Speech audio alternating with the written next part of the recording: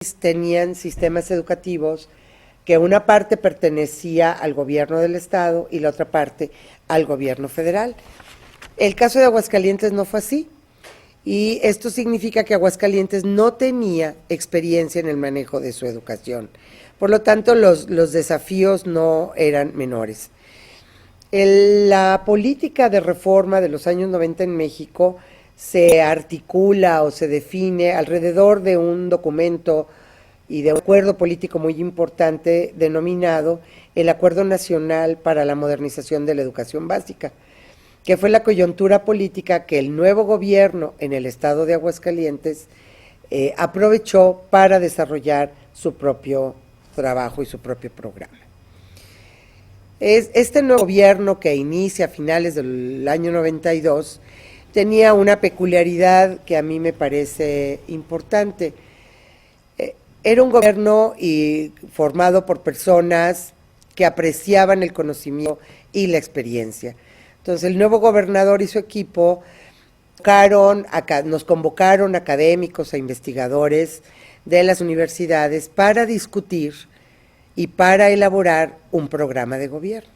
Entonces, una de las cosas que trabajamos los primeros meses fue muy importante, es tener un primer diagnóstico de cuál era la situación de la educación en ese momento. El gobierno federal nos estaba entregando las escuelas, en qué condiciones nos las estaba entregando, qué tipo de información teníamos sobre la calidad de la educación, sobre la distribución de las escuelas, etcétera. Entonces, hicimos un primer diagnóstico general, muy general, de la situación que guardaba la educación, y nos planteamos varios desafíos. Tres desafíos importantes a los cuales atender. Era necesario articular los 3 niveles de la básica. Si ya no estábamos hablando de educación preescolar por un lado, primaria por el otro, secundaria por el otro, sino que en conjunto estos 3 niveles educativos representan la educación básica que todo ciudadano mexicano debe tener, había que buscar las maneras de vincularlos. Son 3 niveles con historias distintas, con problemáticas diferentes. El preescolar son 3 grados, la primaria son 6, la secundaria son 3, y como ustedes lo saben, en el país debe ocurrir lo mismo, con necesidades también diferentes. Ese era el primer gran desafío. El segundo, ofertar un servicio educativo de calidad con equidad. Es decir, la calidad no es un asunto exclusivo para unos, sino que la calidad de la educación debe de ser para todos. Eso significaba, en nuestros términos de aquellos años, asegurar la cobertura y el acceso a la escuela básica. O sea, que existiera suficiente servicio educativo para atender a toda la población que estuviera en edad escolar. Pero también no era suficiente que hubiera el servicio, sino que los chicos fueran a la escuela, también asegurar su permanencia en los aprendizajes y cuidar que cada alumno concluya cada nivel educativo y su educación básica en tiempo y forma. Y no que la primaria la hagan en 10 años, o la secundaria la hagan en 6 años, o que se vayan de las escuelas. Y el tercer desafío lo formulamos de esta manera: identificar las singularidades de cada escuela a fin de ofrecer una atención y cuidado que respondiera a sus necesidades. Como seguramente sucede en su país, las escuelas son muy diversas, hay escuelas pequeñitas, donde un solo docente atiende niños de distintos grados, o 2 docentes o 3 docentes, hay escuelas rurales, hay escuelas urbanas, hay escuelas a las que acuden los niños de poblaciones indígenas. El caso de Aguascalientes no fue eso. Aguascalientes es un estado que no tiene grupos étnicos originales. Entonces, es importante identificar los desafíos para tener un argumento sólido de por qué queremos cambiar o para qué queremos cambiar. Las preocupaciones las podemos identificar con estas preguntas. ¿Cómo garantizar que el sistema educativo funcione de manera normal y regular en cada centro escolar? Que las escuelas abran sus puertas a las horas que las tienen que abrir, cierren durante los días establecidos en el calendario escolar. Esto se dice fácil, o habría quienes nos voltarían a ver, pero ¿cómo? ¿Que sus escuelas no funcionan así? Bueno, sabemos que tenemos dificultades para eso. Otra pregunta es, ¿cómo incidir desde el nivel central de la administración educativa del Estado en los procesos de aprendizaje y enseñanza que se llevan a cabo en cada aula? Esta es una pregunta muy difícil. ¿Cómo incidir? ¿Cómo apoyar? ¿Cómo no estorbar? ¿Cómo promover? O sea, el nivel central tiene que hacerse esas preguntas porque la organización de un tema, finalmente, su propósito central es que los niños aprendan aquello que una sociedad considera que es importante que aprendan. Y finalmente la tercera pregunta muy fuerte, ¿cómo recuperar la función formadora de la escuela? Porque la crisis de la escuela no es propia de una sociedad, o sea, la escuela tiene dificultades, tiene problemas, necesita responder de otra manera a sus sociedades en todo el mundo, con características específicas en cada parte del mundo. Eso sí me queda claro, ¿no? O sea, las dificultades que tienen las escuelas de Estados Unidos por ponerles al país más grande de América por delante, pues son distintas a las que tenemos en México, o a las que tienen ustedes en Ecuador, o a las que tienen las escuelas del desierto del Sahara, ¿no? Entonces, para atender la reforma del sistema educativo estatal, un asunto que tratamos de cuidar durante todo este tiempo, y habrá suficientes testimonios que así lo manifiesten, incorporar a los maestros, directores y supervisores en el análisis de los problemas, pero también en la formulación de las soluciones. Porque en la medida en que las soluciones están formuladas, planteadas por aquellos que tienen que ver con la resolución de los problemas, pues hay mayor garantía de que se va a caminar en esa dirección.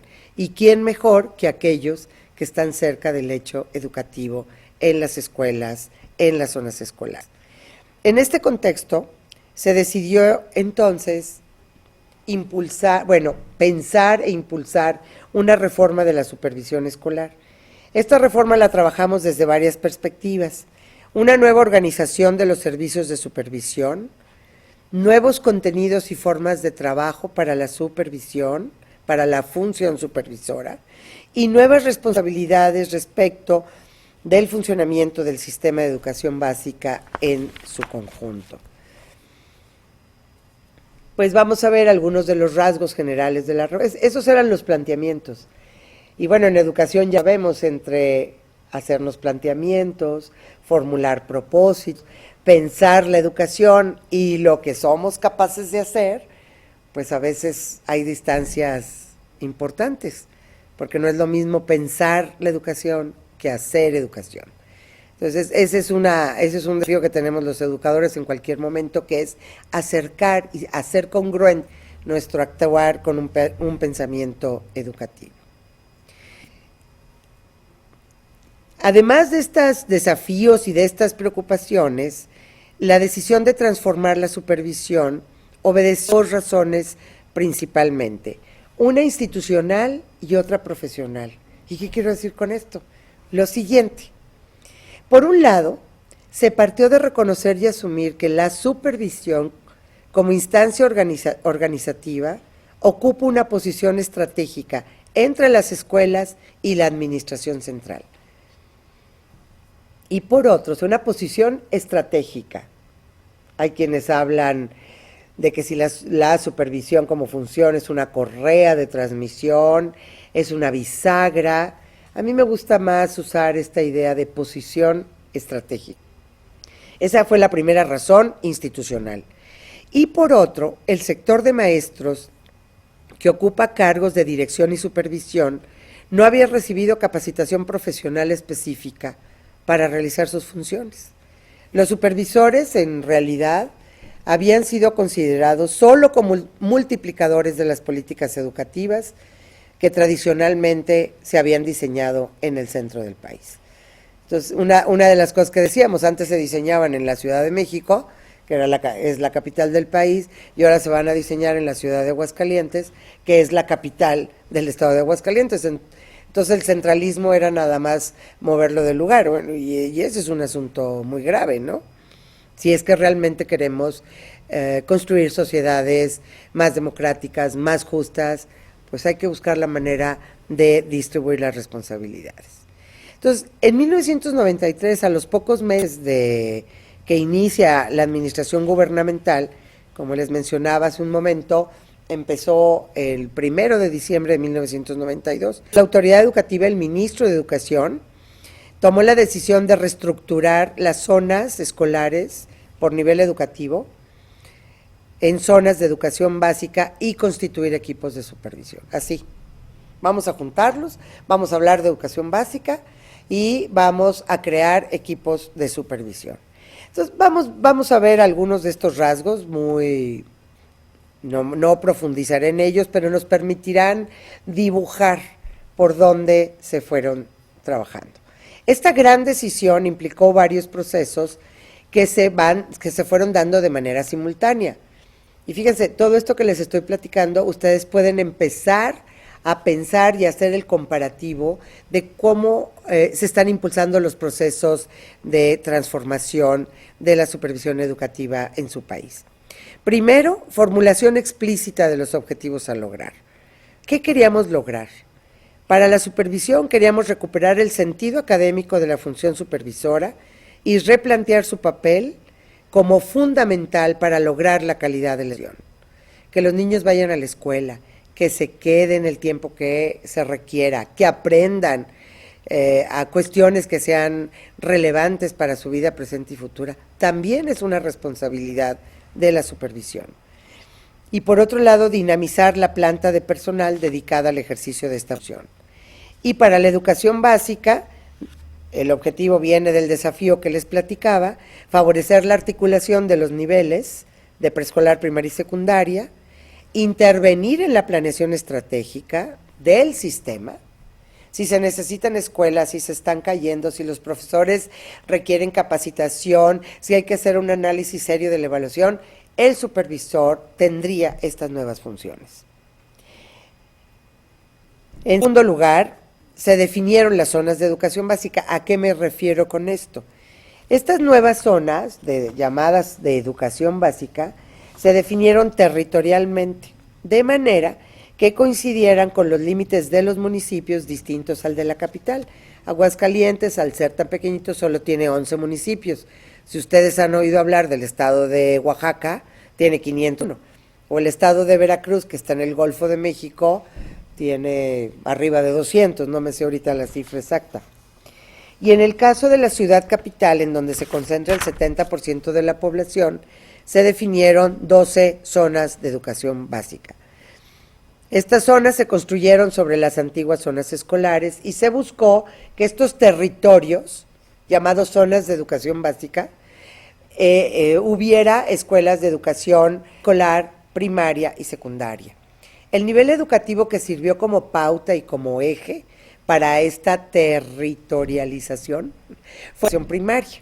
¿Por qué? Pues porque la educación primaria se hace obligatoria desde principios del siglo XX y era el único nivel educativo obligatorio para toda la población durante prácticamente todo el siglo XX.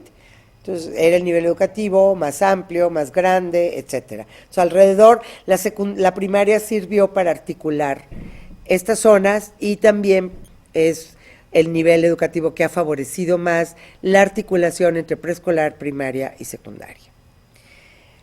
El siguiente proceso, como menciono, son simultáneos, desafortunadamente.